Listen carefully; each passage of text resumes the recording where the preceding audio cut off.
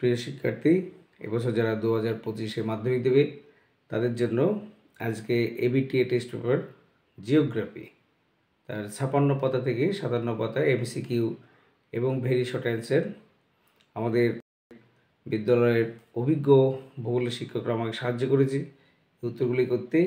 তো দেখে নেবে।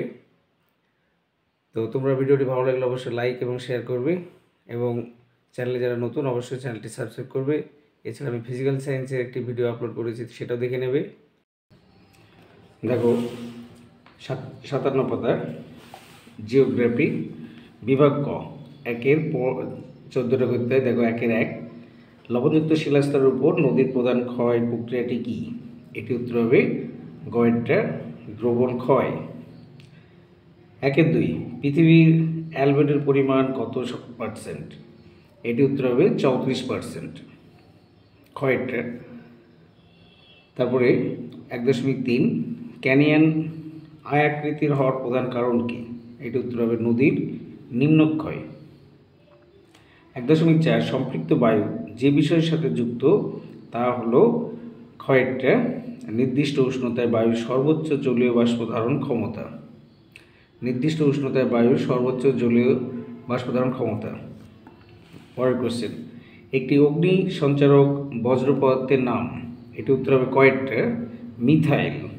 উত্তর হবে মিথাইল। 1.6, পশ্চিমঘাট পর্বতমালার সর্বোচ্চ শৃঙ্গের নাম কি? আনাইমুদি। আমি পৃথিবীর সর্বাধিক উষ্ণতা ও সর্বাধিক বৃষ্টিপাত দেখা যায় কোথায়? উত্তর হবে নিরক্ষীয় জলবায়ুতে। নিরক্ষীয় জলবায়ুতে। 1-এর 8, বিশ্ব পরিবেশ দিবস পালিত হয় কোন দিন? এটি উত্তর হবে 5ই জুন। বিশ্ব পরিবেশ দিবস 5ই জুন।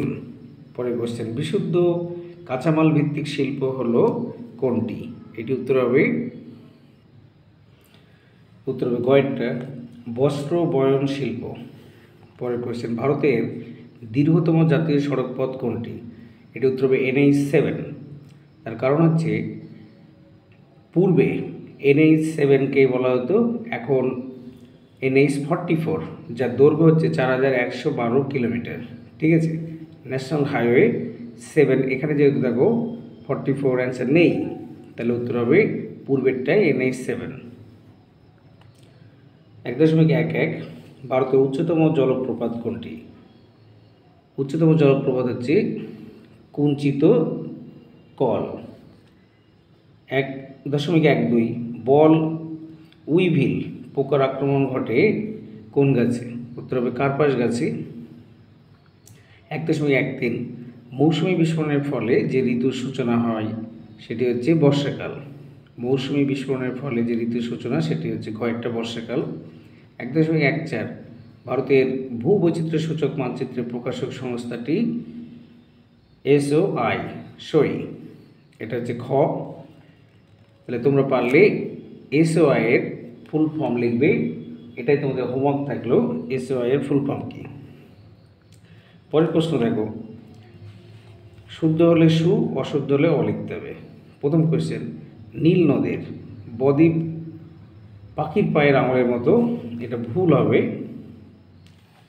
এটা অ্যাকচুয়ালি নীল নদের বদ্বীপ, এটা হবে না। উত্তর হবে দেখো মিসিসিপি মিসৌরি। মানে অ্যাকচুয়াল হচ্ছে অনেক সময় দেখা যাচ্ছে শুদ্ধ অন্য কোয়েশ্চেন থাকতে পারে ভেরি শর্ট অ্যান্সারে, সেই জন্য এটা অ্যান্সার হবে নীল নদীর বদ্বীপ পাখির পায়ের আঙুলের মতো। এটা অ্যাকচুয়ালি নীল নদ হবে না, উত্তর হবে মিসিসিপি মিসৌরি। ঠিক আছে, তাহলে এটা ভুল হবে। দ্বিতীয়টা, ভারতের সর্বোচ্চ মালভূমি ডেকান ট্র্যাপ, এটিও কেটে দিয়েছে। দেখো এটা যদি এভাবে খাতায় দেখায় তাহলে হচ্ছে অশুদ্ধ। উত্তরত দাক্ষিণাত্য মালভূমি। পরের কোশ্চেন, স্ক্যাবার পদ্ধতিতে বায়ুর ধোঁয়া এবং বজ্র নিষ্কাশন করা হয়, এটি সঠিক। স্ক্যাবার পদ্ধতিতে বায়ুর ধোঁয়া এবং বজ্র নিষ্কাশন, এটা হচ্ছে শুদ্ধ। 2.13, এই জন্য সঠিক দিয়েছি। টর্নেডো একটি নিয়ত বায়ু প্রবাহ, এটা হবে ভুল, মানে অশুদ্ধ, কেটে দিয়েছি। এটা তো অ্যান্সার হবে তোমার আকস্মিক। টর্নেডো একটি নিয়ত হবে না, এটা হচ্ছে মানে নিয়ত বায়ুপ্রবাহ না, এটা হচ্ছে আকস্মিক বায়ুপ্রবাহ। ঠিক আছে, তারপরে দেখো 1.5 পিঙ্ক সিটি বলা হয় জয়পুর শহরকে, পিঙ্ক সিটি বলা হয় জয়পুর শহরকে, এটা সত্য, এই জন্য সঠিক টিক দিয়েছি। ডিমের ঝুড়ি ভূমিরূপটি গঠিত হয় নদীর সঞ্চয় কাজের ফলে, এটা দেখো ক্রস দেওয়া আছে মানে অশুদ্ধ, অ্যান্সারটা সঠিক কী হয়তো হিমবাহের, নদীর সঞ্চয় কাজের ফলে নয়, ওটা হচ্ছে হিমবাহের সঞ্চয় কাজের ফলে হয়। ঠিক আছে, অ্যান্সারটা হতো ডিমের ঝুড়ি ভূমিরূপটি গঠিত হয় নদীর নয় হিমবাহের সঞ্চয় কাজের ফলে। বাতাসে ভাসমান অতি সূক্ষ্ম কঠিন বস্তু কণাকে অ্যারোসল বলে, এটা সঠিক। ঠিক আছে, এটার পাশে সু লিখবে। এবার দেখো ভারতের হিমালয় একটি কী পর্বত, তো দেখে নাও। দেখো প্রথম উত্তরটা 2.21, উত্তর হবে ভঙ্গিল পর্বত, তাহলে কী হবে ভঙ্গিল। পরের কোশ্চেন, দ্বিতীয় কোশ্চেন আছে দেখো 2.32, সরি এটা হবে 2.22। ফ্লাই অ্যাশ এর প্রধান উৎসের নাম কি? ফ্লাই অ্যাশের প্রধান উৎস, এটি উত্তর হবে, এখানে আমি খাতায় লিখে রেখেছি, কয়লা বা জীবাশ্ম জ্বালানি। এই যে 2.222 কয়লা বা জীবাশ্ম জ্বালানি। ঠিক আছে, নেক্সট কোশ্চেন দেখো, শহর থেকে দূরে নিচু খোলা জায়গায় বজ্রপদার্থ জমা করাকে কি বলে? 2.23 এটা শহর থেকে দূরে নিচু খোলা জায়গায় বজ্রপদার্থ জমাকে বলা হয় ভরাটকরণ। এবার কলকাতার দিকে তুমি যদি রাস্তা দিয়ে যাও, ন্যাশনাল হাইওয়ে প্রচুর বজ্রপদার্থ জমা করা হয়, তাহলে সেটাকে বলা হচ্ছে ভরাটকরণ। ঠিক আছে, পরের কোশ্চেন, ভারতের প্রথম পাতাল রেলপথ কোথায় চালু হয়, মানে কোন শহরে চালু হয়? ভারতের প্রথম পাতাল রেলপথ চালু হয়, অ্যান্সার হবে কলকাতা। এই যে দেখতে পাচ্ছ 2.24 কলকাতা, কলকাতাতে প্রথম পাতাল রেলপথ চালু হয়। তারপরে কোশ্চেন 2.25 আইটিসিজেড দেখা যায় কোন অঞ্চলে? এটি উত্তর হবে নিরক্ষীয় অঞ্চলে। 2.25 এটি উত্তর হচ্ছে নিরক্ষীয় অঞ্চলে, নিরক্ষীয়। নেক্সট কোশ্চেন,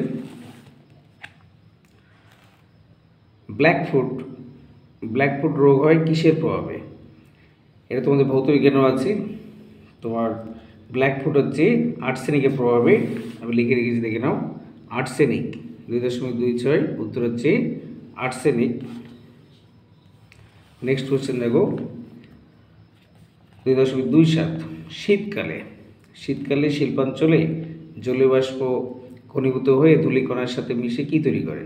শীতকালে শিল্পাঞ্চলে জলীয় বাষ্প ঘনীভূত হয়ে ধূলিকণার সাথে মিশে তৈরি হয় ধোঁয়াশা, স্মোক।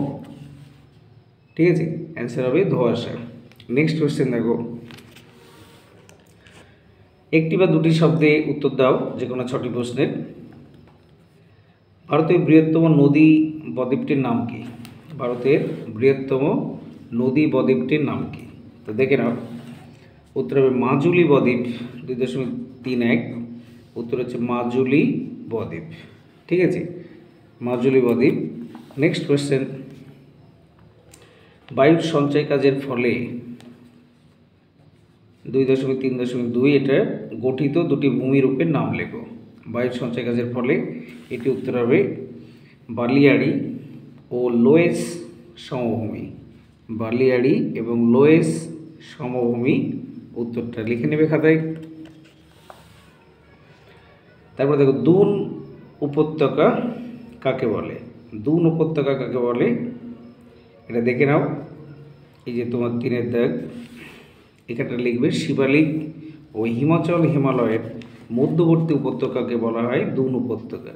আরেকবার বলছি, হাতের লেখা তো অস্পষ্ট হলেও শুনে নাও ভালো করে, শিবালিক ও হিমালয়ের মধ্যবর্তী উপত্যকা। ঠিক আছে, নেক্সট, ভারতের মহাকাশ গবেষণা সংস্থার নাম কি? ভারতের মহাকাশ গবেষণা সংস্থার নাম আমরা সকলেই জানি, এটি উত্তর হবে ISRO, Indian space research organisation, ISRO. 2.34 তারপর 2.3 ই ওয়েস্ট কি, এটি উত্তর লিখবে ইলেকট্রনিক বজ্র। এই দেখতে পাচ্ছ 2.3 অ্যান্সার হবে ইলেকট্রনিক বজ্র। ইলেকট্রনিক বজ্র হচ্ছে যে আমরা বাড়িতে যে ইলেকট্রনিক গ্যাজেটগুলো ব্যবহার করি, বর্তমানে দেখবে প্রত্যেকে আগে 2-3 বছর আগে যে মোবাইলটা ব্যবহার করতো, এখন তো অ্যান্ড্রয়েড মোবাইল, তার আগে নর্মাল মোবাইল ছিল, সেগুলো অনেকের বাড়িতে পড়ে আছে। তাহলে মোবাইল বা যে সমস্ত ইলেকট্রনিক জিনিস ব্যবহার হচ্ছে না, সেগুলো হচ্ছে ইলেকট্রনিক বজ্র। নেক্সট কোয়েশ্চেন দেখো, ভারতের দক্ষিণতম বিন্দু কাকে বলা হয়?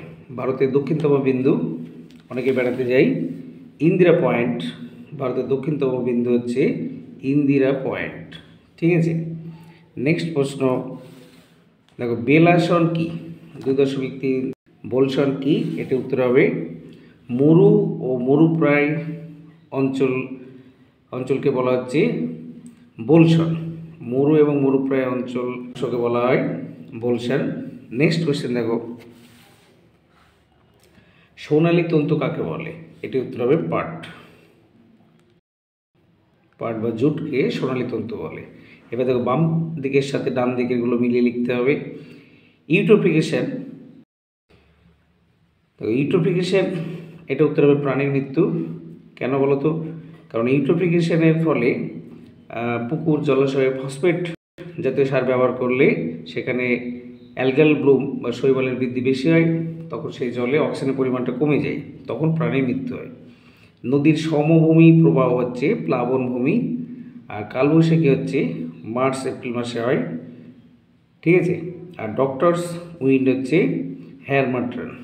তো ভিডিওটি ভালো লাগলে অবশ্যই লাইক এবং শেয়ার করবে। যারা চ্যানেলে নতুন অবশ্যই চ্যানেলটি সাবস্ক্রাইব করবে। দেখবে যে ভৌতবিজ্ঞান, জীবনবিজ্ঞান, ভূগোল ইত্যাদি বিষয়ে আমি ক্রমাগত এবিটি টেস্ট সলভ করব, সেগুলি তোমাদের উপকারে লাগবে। যদি কোথাও ভুলভ্রান্তি হয় আমাকে অবশ্যই কমেন্ট বক্সে জানাবে। ঠিক আছে।